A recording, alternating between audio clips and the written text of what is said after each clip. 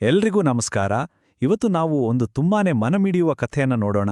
ಈ ಕಥೆಯಲ್ಲಿ ಪ್ರೀತಿ ಇದೆ, ಒಂಟಿತನ ಇದೆ, ಮತ್ತೆ ಎಲ್ಲಕ್ಕಿಂತ ಹೆಚ್ಚಾಗಿ ಧೈರ್ಯ ಇದೆ. ಕಥೆಯ ಆರಂಭದಲ್ಲೇ ಒಂದು ಮಾತು ನಮ್ಮನ್ನ ತಟ್ಟುತ್ತೆ. 35 ವರ್ಷಗಳು ಕಳೆದು ಹೋದ್ವು. ಈ 4 ಗೋಡೆಗಳ ಮಧ್ಯೆ ನನ್ನ ಯೌವನ ಕರಗಿ ಹೋಗ್ತಿದೆ. ಅಬ್ಬಾ, ಯೋಚನೆ ಮಾಡಿ, 35 ವರ್ಷ ಇಡೀ ಯೌವನವನ್ನ 4 ಗೋಡೆಗಳ ಮಧ್ಯೆ ಕಳೆಯೋದು ಅಂದ್ರೆ ಅಂತಹ ಒಂದು ಹತಾಶೆ. ಅದೇ ನೋಡಿ, ಶಾಂತಿಯ ಪ್ರಪಂಚ.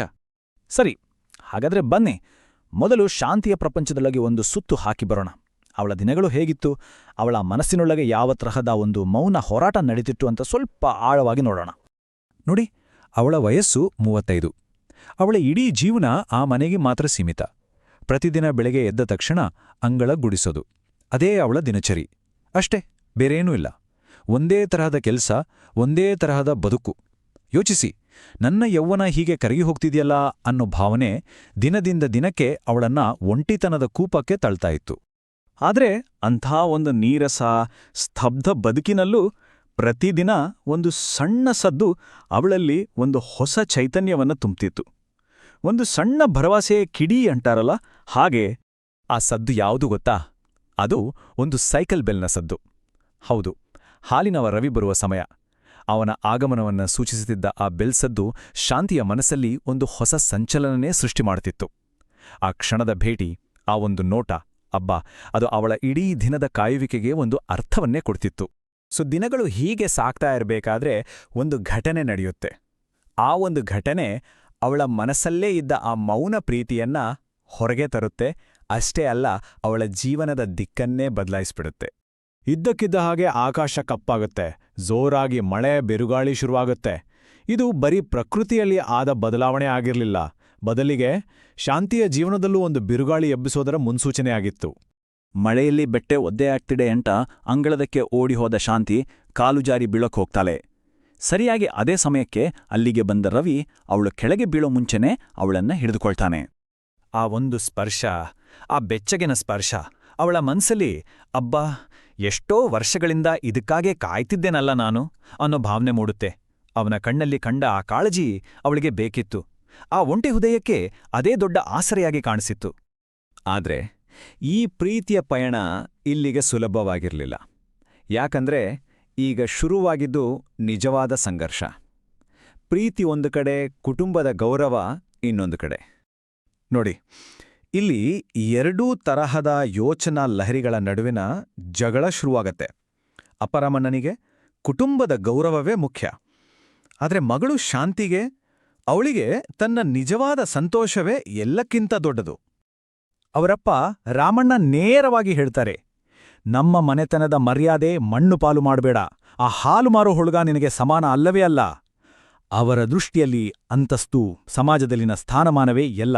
ಆದ್ರೆ ಶಾಂತಿ ಅದಕ್ಕೆ ತಿರುಗಿ ಪ್ರಶ್ನಿಸ್ತಾಳೆ, ಮರ್ಯಾದೆ ಅಂದ್ರೆ ಏನು ಅಪ್ಪ? ಪ್ರೀತಿ ಇಲ್ಲದ ಮನೆಯಲ್ಲಿ ಒಂಟಿಯಾಗಿ ಸಾಯೋದಾ? ನನ್ನ ಸಂತೋಷ ಅವನ ಜೊತೆ ಇದೆ. ನೋಡಿ, ಇಲ್ಲಿ ಅವಳು ಗೌರವ ಅನ್ನೋದರ ಅರ್ಥವನ್ನೇ ಬದಲಿಸ್ತಾಳೆ.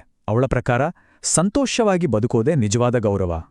ತಂದೆಯ ವಿರೋಧ ತೀವ್ರವಾದಾಗ ರವಿ ಆ ಊರನ್ನೇ ಬಿಟ್ಟು ಹೋಗಕ್ಕೆ ನಿರ್ಧಾರ ಮಾಡ್ತಾನೆ. ಈ ವಿಷಯ ಶಾಂತಿಗೆ ಗೊತ್ತಾದಾಗ ಅವಳು ತನ್ನ ಜೀವನದ ಒಂದು ದೊಡ್ಡ, ಬಹಳ ಮುಖ್ಯವಾದ ನಿರ್ಧಾರವನ್ನ ತೆಗೆದುಕೊಳ್ತಾಳೆ. ಮೊದಲನೇದಾಗಿ ಅವಳು ಆ ಮನೆಯನ್ನ ಬಿಟ್ಟು ಹೊರಬರ್ತಾಳೆ. ಇಷ್ಟು ವರ್ಷ ಅವಳನ್ನ ಬಂಧಿಸಿದ್ದ ಆ 4 ಗೋಡೆಗಳನ್ನ ದಾಟ್ತಾಳೆ. ಆಮೇಲೆ ಜೋರಾಗಿ ಸುರಿಯೋ ಮಳೆಯನ್ನೂ ಲೆಕ್ಕಿಸದೆ ಬಸ್ ನಿಲ್ದಾಣದ ಕಡೆಗೆ ಓಡ್ತಾಳೆ.